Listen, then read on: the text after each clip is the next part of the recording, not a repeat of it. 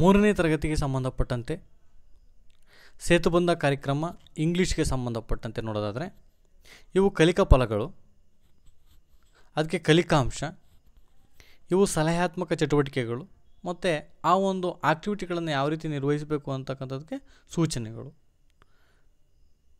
ನಾವು ಇವನ್ನು ಈ ಬೇಸಿಸ್ ಆಧಾರದ ಮೇಲೆ ನಾವೇನು ಮಾಡ್ತೀವಿ,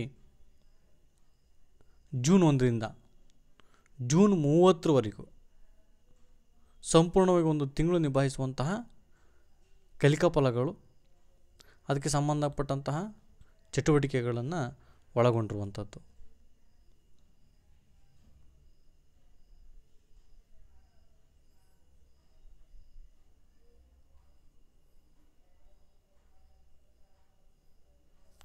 ಇಲ್ಲಿ ಪ್ರೀ ಟೆಸ್ಟ್ ಪೂರ್ವ ಪರೀಕ್ಷೆ ನೋಡೋದಾದರೆ ಇದು ಓರಲಿಗೆ ಸಂಬಂಧಪಟ್ಟಂತೆ ಇರುವಂಥದ್ದು. ಮೌಖಿಕ ಫಸ್ಟ್ ನಾವು ಮೌಖಿಕಕ್ಕೆ ಸಂಬಂಧಪಟ್ಟಂತಹ ಕ್ವಶನ್ಸ್ಗಳನ್ನು ಕೇಳಬೇಕಾಗುತ್ತೆ. ಇವು ಕೂಡ ಸಾಮರ್ಥ್ಯ ಮತ್ತು ಕಲಿಕಾ ಫಲಗಳನ್ನು ಆಧರಿಸಿರುವಂಥದ್ದು.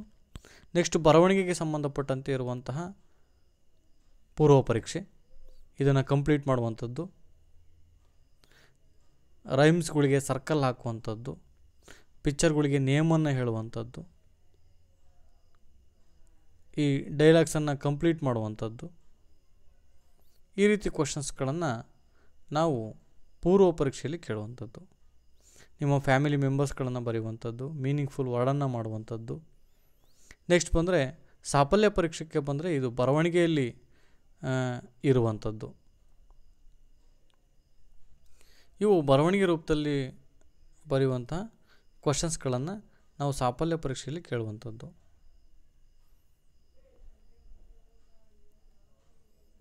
ಇವು ಮೀನಿಂಗ್ಫುಲ್ ವರ್ಡ್ಸ್ ಬಗ್ಗೆ ಇರುವಂಥದ್ದು ಮತ್ತು ಜಂಬಲ್ ಲೈಟ್ ಸೆಂಟೆನ್ಸ್ಗಳನ್ನು ರಿಅರೇಂಜ್ ಮಾಡಿ ಬರೆಯುವಂಥದ್ದು. ಇದು ಓರಲಿಗೆ ಸಂಬಂಧಪಟ್ಟಂತೆ ಸಾಫಲ್ಯ ಪರೀಕ್ಷೆ.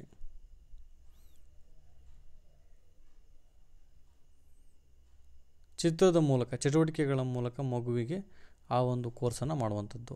ಈಗ ನಾವು ಪೂರ್ವ ಪರೀಕ್ಷೆಯಲ್ಲಿ ಯಾರೆಲ್ಲ ಬಿ ತೆಗೆದಿರ್ತಾರೆ ಅವರಿಗೆ ಕೊಡುವಂತಹ ವರ್ಕ್ಶೀಟ್ಸ್ ಅಂತ ಏನು ಕರಿತೀವಿ, ಅಭ್ಯಾಸದ ಹಾಳೆಗಳನ್ನು ಕೊಟ್ಟು ಅವರಿಗೆ ಬಿ ತೆಗೆದಿರೋಂತಹ ಮಕ್ಕಳಿಗೆ ಕೊಟ್ಟು ಈ ಆಕ್ಟಿವಿಟಿಗಳನ್ನು ಕಂಪ್ಲೀಟ್ ಮಾಡಿಸಿ ಮತ್ತೆ ಪುನಃ ಅವರಿಗೆ ಸಾಫಲ್ಯ ಪರೀಕ್ಷೆಯನ್ನು ಮಾಡಿ ಅದರಲ್ಲಿ ಎ ತೆಗೆಯುವಂತೆ ಕ್ರಮವಹಿಸಲಿರುವಂತಹ ಅಭ್ಯಾಸದ ಹಾಳೆಗಳು ಇವುಗಳನ್ನು ನೀವು ನೋಡ್ಬೋದು. ಸೇತುಬಂಧ ಗ್ರೂಪ್ ಅಂತ ವ್ಯಾಟ್ಸಪ್ ಗ್ರೂಪ್ ಇದೆ, ಅದಕ್ಕೆ ನೀವು ಸೇರ್ಕೊಂಡ್ರೆ ಅದರಲ್ಲಿ ಆಲ್ಮೋಸ್ಟಲ್ಲಿ ಎಲ್ಲವೂ ಕೂಡ ಈ ನಾನು ಹೇಳುವಂತಹ ಎಲ್ಲ PDF ಫೈಲ್ಸ್ಗಳು ಮತ್ತು ಇದಕ್ಕೆ ಸಂಬಂಧಪಟ್ಟಂತಹ ನಮೂನೆಗಳು ಎಲ್ಲವೂ ಆ ಒಂದು ಗ್ರೂಪಲ್ಲಿ ಶೇರ್ ಮಾಡಿರ್ತೀವಿ. ಅದನ್ನು ನೀವು ಬೇಕಾದರೆ ಬಳಸ್ಕೋಬೋದು.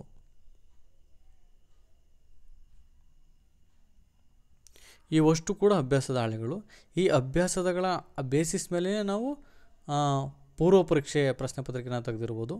ಆ ಪೂರ್ವ ಪರೀಕ್ಷೆಯ ಪ್ರಶ್ನೆಯಲ್ಲಿ ಏನು ತೆಗೆದವರಿಗೆ ಈ ಒಂದು ಅಭ್ಯಾಸದ ಹಾಳೆಗಳನ್ನು ನಾವು ಬಳಸ್ಕೊಂಡು ಸಾಫಲ್ಯ ಪರೀಕ್ಷೆಯಲ್ಲಿ ಬಿ ತೆಗೆಯಲು ಸೂಕ್ತವಾದ ಆ ಮಗುವಿನ ಕಲಿಕಾ ಬಲವರ್ಧನೆಯನ್ನು ಮಾಡಿ ಆ ಮಗುವಿಗೆ ಆ ಒಂದು ಸಾಮರ್ಥ್ಯ ಮನದಟ್ಟಾಗುವಂತೆ ಮಾಡಿ ಕಲಿಯುವಂತೆ ಮನವೊಲಿಸಿ ಈ ಒಂದು ಅಭ್ಯಾಸದ ಹಾಳೆಗಳನ್ನು ಮಾಡಿರುವಂಥ ವರ್ಕ್ಶೀಟ್ಸ್ಗಳನ್ನು ಆ ಮಗುವಿನ ಕೃತಿ ಸಂಪುಟದಲ್ಲಿ ಕಾಯ್ದಿರಿಸಿ SAPಯಲ್ಲಿ ಅದನ್ನು ಮತ್ತೆ ತೋರಿಸ್ಕೊಂಡು ನಾವು ಮುಂದಿನ ನಿರಂತರ ತರಗತಿ ಕಲಿಕಾ ಪ್ರಕ್ರಿಯೆಯಲ್ಲಿ ಪಠ್ಯಪುಸ್ತಕಗಳನ್ನು ಬಳಸಿಕೊಂಡು ಮುಂದುವರಿಯುವಂಥದ್ದು. ಇವೆಲ್ಲವೂ ಕೂಡ ಅಭ್ಯಾಸದ ಹಾಳೆಗಳು.